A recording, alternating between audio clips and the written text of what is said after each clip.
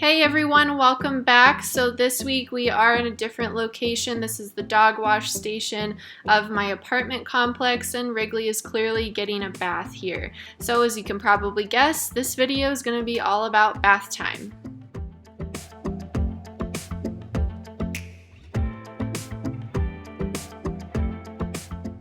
The later part of this video is going to go over all the training concepts surrounding bath time, getting into the bathtub, getting used to the water, the tools that you use during bath time with your dog, all of that good stuff, and how to work with your dog to make them a lot more comfortable with this process. But this first part you guys are seeing, I wanted to really show you guys the realities of life. This is what I would like to call a no-choice bath. So Wrigley did not get the choice to say no to this bath right here. She was stinky, it was gonna snow the next day. We really needed to give her a bath, and that is true for a lot of husbandry type things. Nail trims are also one of those things that sometimes you just have to do it with your dog.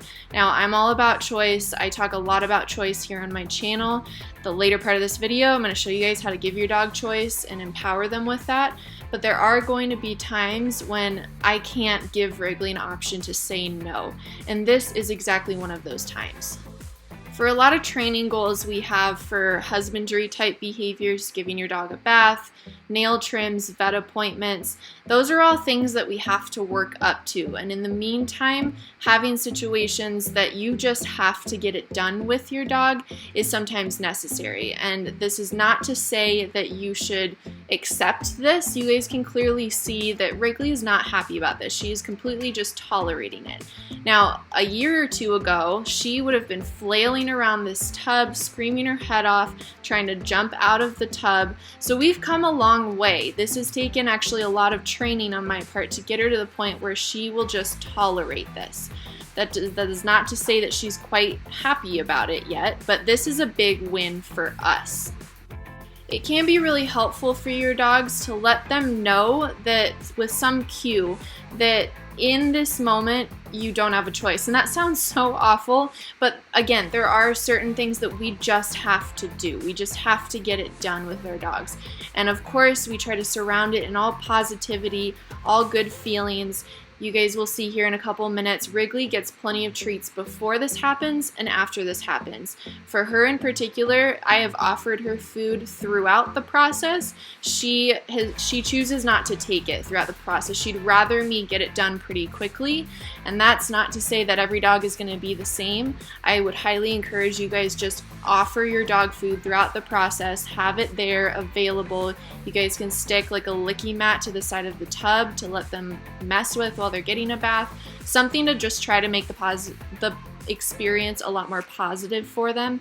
And again, back to that cue I mentioned before with Wrigley, I use the cue "here we go," basically just to mean we have to just do this right now. I want to try to outweigh those times that she doesn't have a choice with way more training sessions that she is being offered a choice, with the hopes that later down the road I can give her the choice and she will eventually say yes to me in that moment. Yes, I would like to get a bath right now. I have positive feelings about it. Right now, we're just not there yet. So you guys will see here in just a few seconds, we're gonna transition over to the training aspect of it. This is just after her bath. We like to play a fun little catch it game in the air. Again, leaving the scenario with really positive feelings for her. She really likes this game.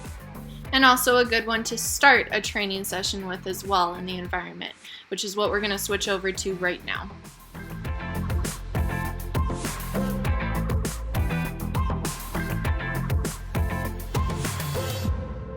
Alright, so here's the second half of the video. This is all about the training aspect of it. So this is what I would work on with your dog with the intention of you're not actually going to get a bath today.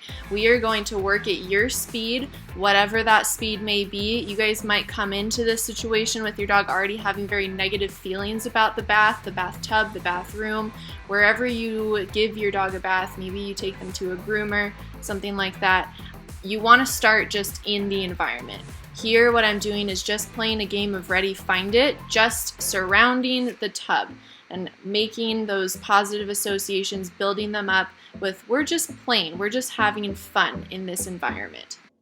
If this is where you need to start for several days or several weeks of training, that's awesome. I only want you guys to advance with this stuff when your dog is showing that they're very comfortable. So here I'm starting to place Find It treats on the tub itself. You guys will see me transition right here. I'm cueing Wrigley to get up in the tub and making this a game within its own. Get in the tub, get out of the tub, get in the tub. A lot of dogs will find this really fun.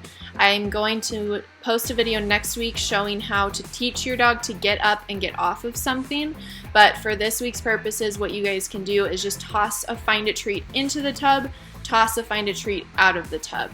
Now, Wrigley does have to jump up here if you're using a tub at home and they have to go over the edge of the tub. I'd have something on both sides that is kind of sticky so they aren't going to slide and fall when they land on the other side, or you guys can use a little stool, a little step ladder to help them out. You might choose from here to work with your dog on just staying in the tub and rewarding them for that, playing a little Ready Find It game within the tub. We're moving past that because Wrigley's already really good with that, and I'm going to show you guys how to work with the hose. All we're doing is creating positive associations with it. Hose equals really good things for you every time I pick it up. Here I'm cueing her to touch it. She actually touched it. I didn't expect her to. The second time she didn't. That's okay. I don't have that expectation. I just want her to get a little more comfortable with it. If she chooses not to physically interact with it, that's fine. There, I accidentally sprayed the hose. Okay, double check that it is off before you start working with this. If that happens at home, you guys can just rain treats from the sky and end the session with something positive. Come back to it later on. Very good example that mistakes happen, okay? I decided at that point to take a short break with Wrigley, play some Ready Find It with her, and she offered to come back to the tub and continue working. So her voluntarily getting in the tub was a cue for me to keep going. Here, what you guys see me working with is I'm actually spraying water out of the hose at a very, very low pressure and feeding her food while she's doing it. I'm leaving the tub open intentionally, and I'm not tying her up during this entire process. While I'm training this, I want to give her the opportunity to walk away if she wants to. So the idea here is hose on equals food for you. If you jump out of the tub, you don't get food, but I also am not going to force you to continue with the process. If she were to run to the other side of the room, then I would stop the process entirely. We'd go home, try again the next day. But since she's jumping out of the tub and offering to sit right next to me, I'm actually cueing her to get back in the tub, not forcing her. She doesn't have to listen to that cue, but she's choosing to move forward with it. It's hard to tell from this angle, but the water is actually not touching Wrigley whatsoever. She's completely dry. Over time, what I would do is move that hose closer and closer, inch by inch, as your dog gets more comfortable with it, starting with just getting their feet a little bit wet, extremely low pressure hose, and then working your way up from there at your dog's comfort level. And again, throughout this entire training process, we want to give our dogs the option to say no. So I'm turning on the hose, and that is creating the food opportunities.